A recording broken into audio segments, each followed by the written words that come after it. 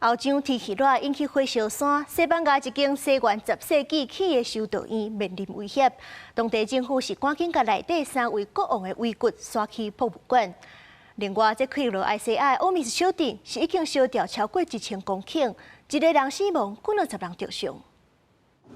天黑嘛，山頂的野火更加明顯，人甲車攏趕緊撤離。巴爾幹半島的克羅埃西亞灣海一個鎮奧米什，因為風正透，野火燒到厝甲森林，炭燒的面積超過1000公頃，有尾甲1000人被迫疏散。衛生單位統計，救治36人，14個人住院治療，7個人傷勢較嚴重，總共有1個人死亡。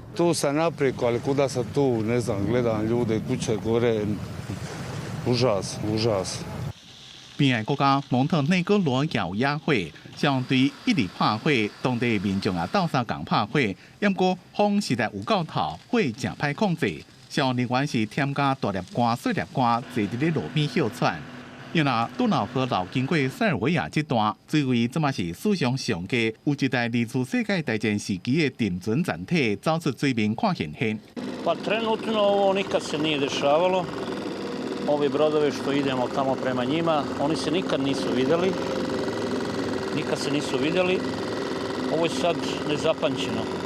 在西澳地區，法國西南部新的野火造成幾百戶村民在撤離工園避難，相對對地面甲空中拍火。因那西班牙是南北兩邊攏在咧燒，南部的維瓦爾省大火沿着山頭一直炭燒過去，已經燒超過38000公頃。因那北部的一間修道院，因為火愈燒愈旺，當局趕緊搶救藏佇咧內面的3位耶拿貢國王的遺骨，暫時刷去博物館藏。公視新聞、蘇新聞、張建光綜合報道。